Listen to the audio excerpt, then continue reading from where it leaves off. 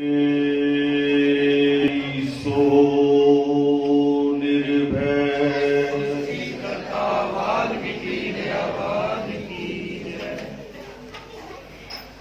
आधर्म प्रेमियों जय वाल्मीकि। आज का योगामृत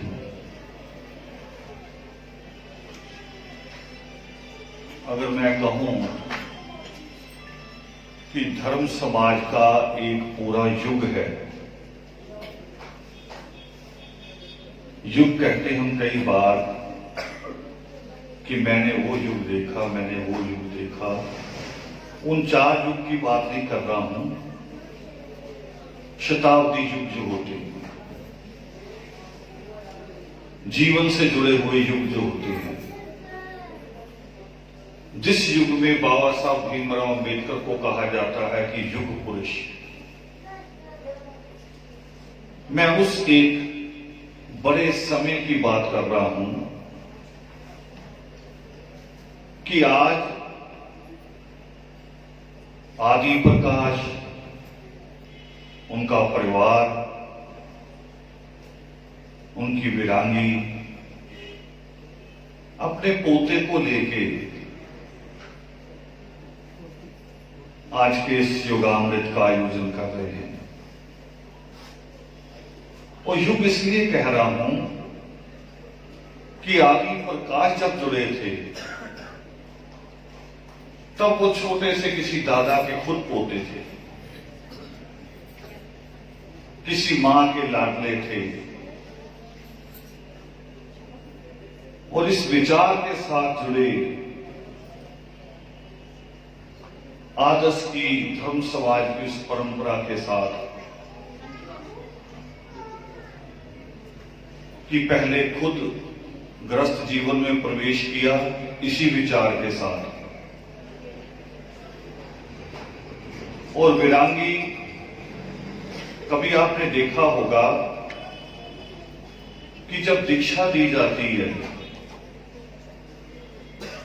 और पति पत्नी दोनों जब दीक्षित होते हैं तो पहला अमृत घर की महिला को, वीरांगी को, मां को दिया जाता है। जब ये योग माला पहनाई जाती है तब भी मां को पहले चुना जाता कि घर की मां जो है,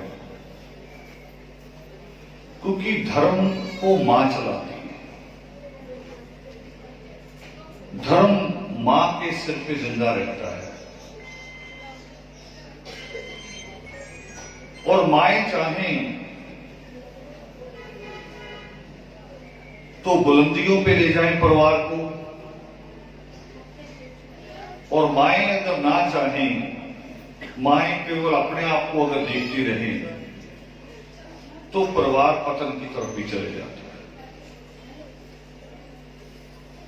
आदि प्रकाश नाम नहीं था शुरू में, मगर पता नहीं नाम ऐसे नहीं रखे जाते। कई बार कभी कभी तो कुछ लोग गुणों को लेके आते हैं, फिर उनका नाम चुना जाता है। और बहुत ज्यादा बार ये होता है कि गुणात्मक नाम जोड़ा जाता है ताकि आदमी उस नाम के अनुरूप, उस नाम के अनुसार चलना शुरू करे। नामों का भी असर होता है। मैंने बहुत सारे नाम लेने नहीं है क्योंकि पता नहीं किसका कौन सा नाम बीच में बैठा हो।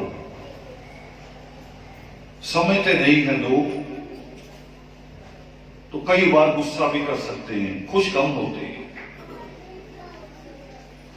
तो एक मैंने देखा कि जो लड़का गोरा होता है उसका नाम काला रखा होता है,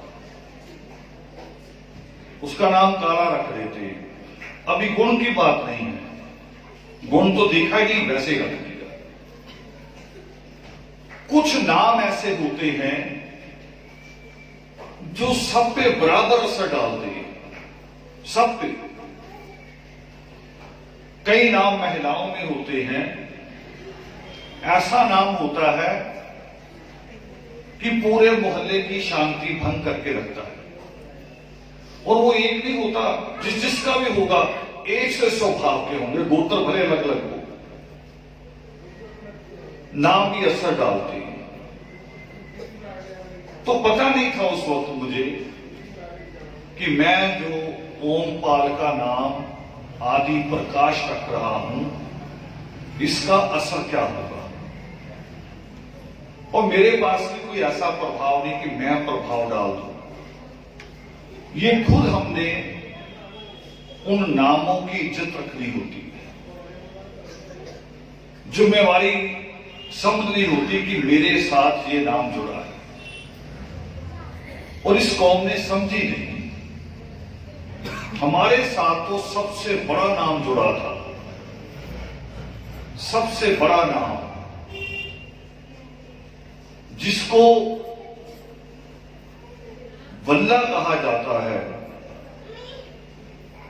जिसको ईसा यहोवा कहते हैं, जिसको गुरु नानक देव जी ने वाहे गुरु कह के संबोधन किया, हमारे साथ वो वाल्मीकि नाम जुड़ा है। मगर हमने इज्जत रखी नहीं। मजबूरियां रही होंगी कभी। 24 सितंबर 1932 से पहले मजबूरियां रही होंगी। मगर जिन्होंने लड़ना था, जिन्होंने इज्जत रखनी थी, वो 14 अप्रैल 1891 में पैदा हुए। ये कौन है? और उन मजबूरियों में पैदा हुए जब स्कूल का दरवाजा नहीं खुला था। पैदा हुए और अपने जन्म के बाद जब आदमी कहता है कि अब बहुत पढ़ाई कर ली, अब बड़ा अफसर बन जाऊंगा, अब ऐशो आराम का जीवन जीऊंगी, तब उन्होंने हमारे लिए लड़ाई लड़ी। और 24 सितंबर 1932 को ये जो अनंत बना के हम बैठे हैं, बड़ा खूबसूरत, बेटे घुमा लो, बच्चे को थोड़ी देर घुमा लो। इस अनंत को बनाने का अधिकार भी हमें तब प्राप्त हुआ है जहां बड़ी गिनती थी, वहां लोगों ने बनाए पहले में, मगर हर जगह बनाने का अधिकार नहीं था। पाकिस्तान में वो हिस्से चले गए, यूपी में है, जहां लोगों ने उन मजबूरियों के चलते भी, छुआछात के चलते भी ऐसे वाल्मीकि अनंत कायम किए। तो मजबूरियां कुछ लोग कहते हैं, मगर मैं मजबूरियों से आगे आ जाता हूं कि जब मजबूरी नहीं रही, हमें अधिकार मिल गए, और तब भी लोग मजबूरी कहते रहे। और वाल्मीकि नाम लगा था हमारे साथ। ओए कौन है? वाल्मीकि नाम लगा था। वो वाल्मीकि नाम जहां ब्रह्मा अपने पोते को भेजता है, वो वाल्मीकि नाम जहां मां सीता की सारी इच्छाएं पूरी होती हैं, वो वाल्मीकि नाम कि जहां द्रौपदी अपने मन की शांति कई दिन के अहंकार के बाद, कई दिन के हवन चलाने के बाद, फिर नतमस्तक होने इन्हीं चरणों में आती है सृष्टिकर्ता वाल्मीकि दयावान। वो वाल्मीकि नाम, अब बहुत सारे बच्चे यहां वो बैठे हैं जो कॉलेज से जुड़े हुए हैं। अपने कॉलेज की लाइब्रेरी में जाओ, संगीत वाले जो वहां लगे हुए रैक है, उन रैक में किताब निकालो, उन किताबों में पढ़ो कि सबसे बड़ी संगीत की किताब पूरे विश्व में कौन महत्व रखती है। तो वो किताब है महामुनि मतंग की लिखी हुई। आज भी उसे पढ़ाया जाता है। और महामुनि मतंग कौन थे? सृष्टिकर्ता वाल्मीकि दयावान के परम शिष्यों में से। तो जिन्होंने इतना बड़ा नाम हमारे साथ रहा, मगर मजबूरी कही, हमने उस नाम की लाज नहीं रखी। और रख सकते थे, ऐसी मिसाल भी है, ये नहीं कि बिल्कुल निराशा। इलाहाबाद की वाल्मीकि पंचायत ने 1925 में फैसला ले लिया था कि वाल्मीकि नाम का आदमी सफाई करने नहीं जाएगा, भले भूखा मर जाए। दूसरा कोई भी काम करेंगे, मगर जहां जाके लोग कहते हैं कि तुम त्रिकालदर्शी मुनिनाथा, उस नाम को लेके सिर पे गंदगी नहीं हुई, तो मरे थोड़ी लोग। बल्कि आज रिकॉर्ड है उनका कि 4 स्कूल है वहां वाल्मीकि नाम से, बड़े स्कूल, 1 कॉलेज है। अधिकारी भी आए वहां से। जिन लोगों ने करना था, मगर ज्यादा हमारा जो हिस्सा, बड़ा हिस्सा जो हमारा, वो मजबूरियां कह के रोता रहा। कई बार अभी भी हम करते हैं, और मुझे तो शर्मिंदगी है मेरे अपने जीवन के साथ ही। आप सबके लिए नहीं, मैं अपने लिए कह रहा हूं पहले, कि पावन वाल्मीकि तीर्थ बना, वो शायद हम ना बना पाते, इतना बड़ा सहयोग चाहिए था सरकार का। मगर मूर्ति भी हमने सरकार से ली, तो उसके लिए बाकी कौम शर्मिंदा है कि नहीं है, मगर मैं व्यक्तिगत तौर पे शर्मिंदा हूं कि मूर्ति तो कौम लगाती, इतनी मोटी चेन पहन के घूमने वाली कौम है ये। मोहन जी मुझे बता रहे थे एक दिन, कह रहे सुना के यहां ये कहावत है कि अगर वाल्मीकि समाज का आदमी सोने की चीज कोई रखने आ जाए तो उसको चेक नहीं किया जाता, पर यही कौम प्योर पहनती है। ये महात्मा रावण के वहां से जुड़ी हुई परंपरा है, सोने की लंका से जुड़ी हुई परंपरा है। तो इतनी मोटी मोटी चेन, इतने मोटे मोटे कड़े पहनने वाले खुद मूर्ति नहीं लगा सकते थे। मगर मैं समझता हूं कि हमने भी बात नहीं की, इसलिए व्यक्तिगत और पहला जो शर्मिंदगी वो मेरी कि हम उस नाम की लाज नहीं रख सके। मगर आदि प्रकाश नाम जब रखा गया, आदि धर्म से, तो आदि प्रकाश ने अपने जीवन में जितने भी कदम उठाए हैं, पिछले कुछ सालों से अस्वस्थ भी रहा है, बीमार भी रहा है। मैंने भी उसे लंबी यात्राओं पे साथ लेके जाना बंद कर दिया। होता है, हमने रखना है एक दूसरे का ख्याल, मगर उस सबके बावजूद योगिमा पर्व हो या लुधियाने का सेमिनार, ये तो उनके परिवार की तरफ से है। लुधियाना का कोई और परिवार भी जब योगामृत रखता है तो आदि प्रकाश की चिंता वैसी की वैसी ही रहती है। अपने नाम के अनुरूप उसने आदि धर्म का प्रकाश किया। हमने जमीन ली अमृतसर बॉर्डर रोड पे,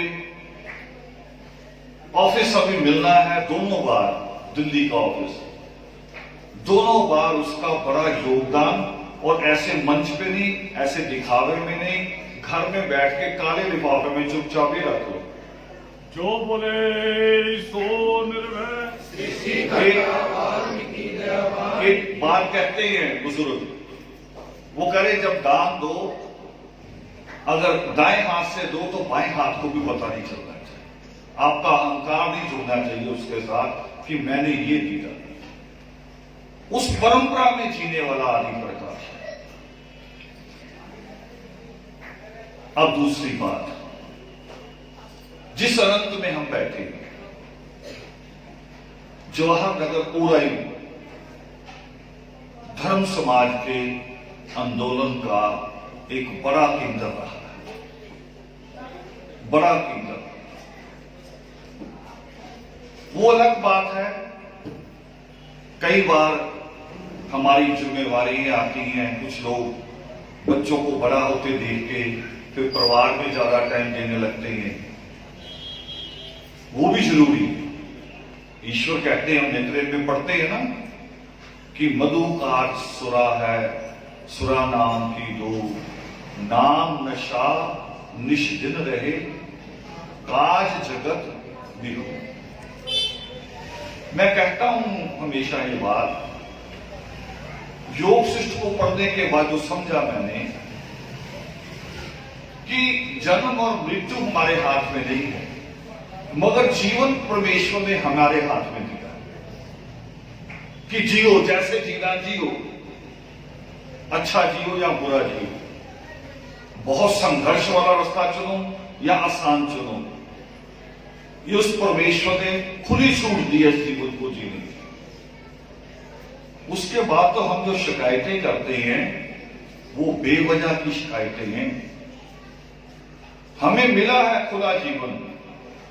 मैं पढ़ता हूं एक कहावत किसी विद्वान ने कही, वो कहे गरीब पैदा होना पाप नहीं है, मगर आप गरीब मर जाओ इसके दोषी आप हैं, ये पाप है। क्योंकि जीवन तो आपके हाथ में है कि आपने कैसे जीना है। अब कुछ लोग इस जीवन को डर डर के जीते रहते हैं, अंगूठियां खरीदते हैं, धागे लाते हैं, सारा जीवन ही डरे रहते हैं, दरवाजा खोलते हुए भी डरते हैं कि बाहर लाल रंग ना गिरा हो, दरवाजा खोलते हुए ये भी डरते हैं कि उस वक्त बिल्ली ना आ जाए, दरवाजा खोलते हुए ये भी डरते हैं कि उसने कुछ आदमी चुने हुए होते मोहल्ले के कि ये बुरे हैं कि जब मैं बाहर देखूं ये सामने ना आ जाए। डर डर के जी रहा आदमी, अपने घर से निकलते हुए डर रहा है। और डर किस बात का है?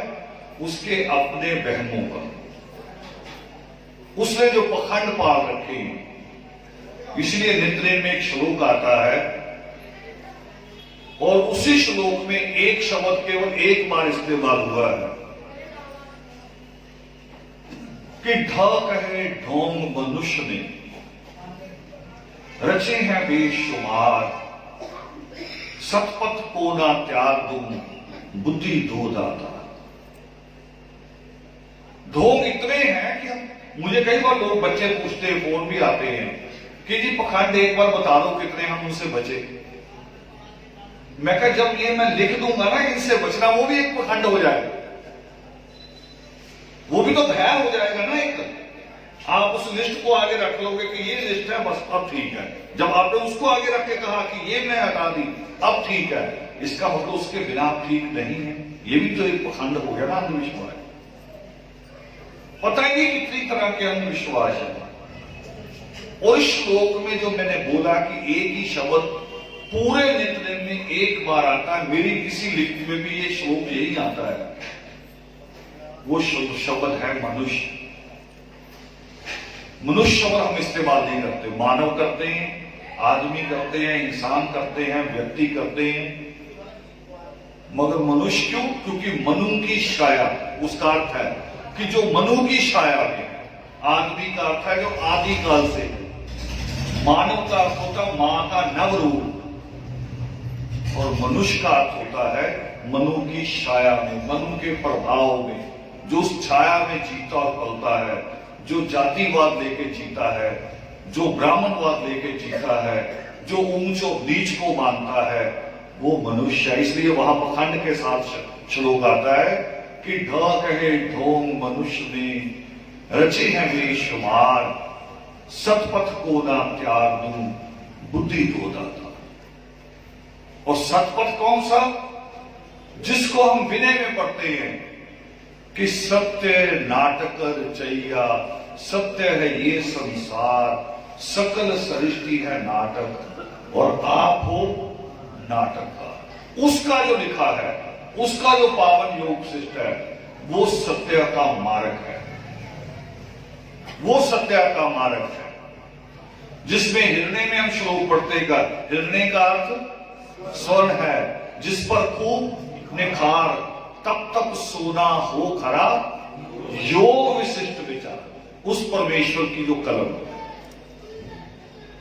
उसको जब मानते हैं तो हम फिर सत्य मार्ग पे चलते हैं, अंधविश्वास से बचते हैं, बुराइयों से बचते हैं। और यही कई लोगों का यह भी ख्याल है, शायद आदि प्रकाश को भी कहा उन लोगों ने, रिश्तेदारों की हिम्मत होती कहने की और नहीं कोई कहता, वो कह रहे बेकार में इधर उधर घूम रहे हो, अपने बच्चों में बैठो, बेकार पैसा भी खर्च कर रहे हो, बेकार ही जा रहे हो। कल मैं गांव में गया, जलंधर के गांव में जमशेद, वहां एक मां की मृत्यु हो गई थी, उसके अफसोस के लिए गया और वहां बैठे कुछ और लोग आ गए। जब उठे तो उन्होंने अफसोस जिस घर में था उनको तो मना किया भी चाय वाय मत बनाना। मुझे अच्छा लगा, मुझे अच्छा लगा। हम तो अफसोस वालों को अफसोस भी नहीं करने देते, वो बेचारे किचन में ही घूमते रह जाते, बर्तन उठाते रह जाते, उनको तो सही से दुख व्यक्त भी नहीं करने देते। उनको रोक दिया, मुझे नहीं पता था भी क्यों रोका, मगर मुझे अच्छा लगा रोक दिया। तो अगला प्रोग्राम उनका अपना था कि वहां नहीं चाय देनी थी, आप हमारे यहां आए। मैं चला गया। जमशेद भी जवाहर की तरह पुराना केंद्र है धर्म समाज, उसके साथ एक गांव है जो पूरे विश्व में मिसाल है, संसारपुर। टीम के 11 खिलाड़ी होते किसी टीम के, और जब देश की टीम चुनी जाती है तो एक आदमी पंजाब से, ज्यादा ज्यादा 2 हो जाएंगे पंजाब से, एक यूपी से, एक बंगाल से, एक राजस्थान से, ऐसे चुने जाते हैं। मगर संसारपुर का रिकॉर्ड है कि एक बार हॉकी की टीम के 11 खिलाड़ी एक ही गांव के थे। यह भी एक रिकॉर्ड है। और ये बात इसलिए बोल जाता हूं बीच में कि आप पढ़ने लिखने वाले बच्चे बैठे, किस दिन ये सवाल भी आ सकता है। जब आईएएस बनने जाओगे उस दिन ये सवाल भी आ सकता है। हो सकता है उस दिन मुझे याद ना आए बताना, आप नोट करते चलो, आगे बढ़ते चलो। तो जब उस घर में गया तो योगामृत, आदि नित्यनेम के पाठ, छोटी मोटी साइकिल जो हमने की, इनका एक असर देखने को मुझे मिला एक मिसाल में। मैं उस बच्चे का नाम भी ले रहा हूं। वहां मुझे मिली दीपिका नाहर लिखती है पूरा, और उसके चाचा ने मुझे मिलाया कि जी बेटी आपकी डॉक्टर बन गई। बड़ी खुशी हुई। मैंने कहा कंप्लीट करी? हाँ जी कंप्लीट, और अप्रैल में तो मैं अमेरिका जा रहा हूं। बहुत खुशी हुई। और अभी मैं खुशी में कुछ कहना ही लगा था तो उसने बताया कि जब मैं 8वीं में पढ़ती थी तब आप यहां आए थे, आपका एक योगामृत हुआ था। बात कर लेना सर्च करके अगर करना चाहते। करे आपका योगामृत हुआ, आज जो मैं डॉक्टर हूं आपके उस योगामृत के कारण। जो बोले उस योगामृत का प्रभाव। सृष्टिकर्ता वाल्मीकि दयावान की। तो कभी कभी लोगों को लगता है कि पता नहीं ये फालतू चीज है। हम तो कभी कभी करते हैं, गुरुद्वारा तो सुबह और शाम खुलता है, इसीलिए वो ताकत है। सुबह और शाम खुलता है और किसी के आने का इंतजार भी नहीं करते। जो समय है प्रकाश करने का गुरु ग्रंथ साहब के, वो उस समय पे खोल लेते हैं। करते हैं, बात आगे बढ़ती है। तो इन छोटे छोटे प्रयासों का कितना बड़ा परिणाम निकल रहा है, कितना बड़ा प्रकाश हो रहा है। आदि प्रकाश के उस नाम के अनुसार कितना प्रकाश हो रहा है इस धर्म का। और मैंने कहा अभी अपने साथियों से, भी लुधियाना के मंच पे एक कवि आए थे हमारे। ये कौन है बाहर? एक कवि आए थे सूरजपाल चौहान। उन्होंने कविता पढ़ी और बहुत विद्वान आदमी, ऑफिसर रिटायर्ड हुए हैं। खाली ये नहीं कि शायर ही शायर, ऑफिसर रिटायर्ड हुए हैं। और कवि के मामले में, उनकी लिखत के मामले में राष्ट्रपति ने उनको अवार्ड दिया था, सुब्रमण्यम भारती का। तो हमारे बीच में पैदा हुए, तो हमारी मुश्किलें, हमारी पीड़ा, हमारे दुख, हमारी गलती उनको सब पता है। तो उसी पीड़ा में वो मजाक लगता मजाक है, मगर वो उनके अपने मन की पीड़ा है। कवि कहते हैं हमेशा, वो कह रहे कविता नहीं होती मेरी, असल में मैं जो लिखता हूं वो गीत नहीं होता। तो शायर कहता है कि गीत तो महज एक बहाना था, गीत तो महज एक बहाना था, मुझको तो अपने दिल का दर्द तुम तक पहुंचाना था। और पहला जो श्लोक परमेश्वर ने पढ़ा, मां निषाद प्रतिष्ठा, उसमें पीड़ा ही है, क्रोध की पीड़ा भी है। और उस क्रोध की पीड़ा से जो परमेश्वर करुणा उसके प्रभावित होती है, जिस पीड़ा को परमेश्वर महसूस करते हैं, उसी को उन्होंने अपने पहले श्लोक में कहा। तो कवि जब कहता है तो उसके आसपास जो उसे नजर आता है, तो उनकी कविता है बहुत प्रसिद्ध, यहां पढ़ी लुधियाना आके उन्होंने, दिल्ली के प्रोग्राम में भी पढ़ी, कि ये दलितों की बस्ती है। कौन सी? जिसमें कोई लोग ताश लेके बैठे हैं, शाम होते कुछ शराबी आ रहे हैं, बड़े बड़े डेक बज रहे हैं, ना खुद पढ़ेंगे ना दूसरे को पढ़ने देंगे, चीख पुकार हो रही है। तो बात करने का तरीका क्या है? ये तो चलो हम मोबाइल आ गए हैं, हमारे यहां तो महिलाओं के पास पहले ही मोबाइल है। एक इधर दरवाजे पे खड़ी है, 4 दरवाजे छोड़कर दूसरी खड़ी है, इतना बड़ा गला दिया, वहीं से बात कर रही है, 3 घरों को बीच में लपेट रही है, वहां से बात हो रही है। तो इन सारी बुराइयों को उन्होंने अपनी कविता में कहा। तो मैंने अभी अपने साथियों से कहा कि कई लोगों को लगता होगा कि सेमिनार करते हैं, ना कॉपी पेंसिल बांटते हैं, ना किसी बच्चे को सम्मानित करते हैं, है ना, 2-2 मिनट करे बच्चे बोल दो, फिर टीचर बोलेंगे। तो ये क्या सेमिनार हुआ? कुछ बांटा तो है नहीं, ज्यादा लोगों को बांटने पे रहता है। कॉपी पेंसिल बड़ी चीज है कि कॉपी पेंसिल के ऊपर आने वाला ज्ञान बड़ी चीज है? परमेश्वर ज्ञान की तरफ इशारा करते, कॉपी पेंसिल की तरफ नहीं करते। कॉपी पेंसिल साधन है, वो साधन है। आपने एक सीढ़ी लगाई है, छत के साथ जोड़ी, सीढ़ी साधन है। छत पे जाने के लिए सीढ़ी को छोड़ना पड़ेगा, पहले चढ़ जाओ, फिर उसे छोड़ो, फिर छत पे चले जाओ, वो एक साधन है। ऐसी कॉपी पेंसिल साधन है, मूल रूप में तो ज्ञान इकट्ठा करना है। तो कई लोग कहते होंगे, आलोचना करते होंगे कि क्या होता, कुछ भी नहीं होता सेमिनार में, 2-2 मिनट बच्चे बोलते हैं, कई बच्चों को बोलना भी नहीं आता, तब भी उनको बुलवा देते हैं, पता नहीं इनके घर के होते हैं, ऐसा भी सोचते हो। वो बच्चे बोलते हैं, फिर ये टीचर आते हैं, इनके टीचर ज्यादा इनके बाहर से आते हैं, वाल्मीकि समाज के टीचर नहीं होते। वाल्मीकि समाज का टीचर आज तक नहीं हुआ। वो जो नजर आते हैं आपको आदर्श परिवार के, वाल्मीकन परिवार के हैं, वाल्मीकि जाति के नहीं है, वो वाल्मीकन परिवार के प्योर, जो धर्म में से पैदा हुए। मगर मैं अपने साथियों से जो बात कह रहा था, और सेमिनार में भी कही मैंने, मिसाल दी है कि नीचे, ऐसे नीचे सेमिनार के नीचे कुर्सियों पे पहली लाइन में भी नहीं, पता नहीं किस लाइन में बैठने वाला चंदन, किस लाइन में बैठने वाली तमसा, किस लाइन में बैठने वाली सुजाता, वो वहां से उठ के अब ऊपर आ गए, टीचर वाली गद्दी, उस पद पे आ गए। और ये छोटा है अभी। 2024 में जब सिल्वर जुबली मनाएंगे हम, 2024 में जब योगिमा पर्व की सिल्वर जुबली होगी, क्योंकि वो 2000 से शुरू हुआ, 1 से नहीं हुआ, 2024 में सिल्वर जुबली होगी, तो एक मंच ऐसा लगेगा कि जिसके ऊपर 200-300 आदमी बैठ सकेंगे। और कौन बैठेंगे?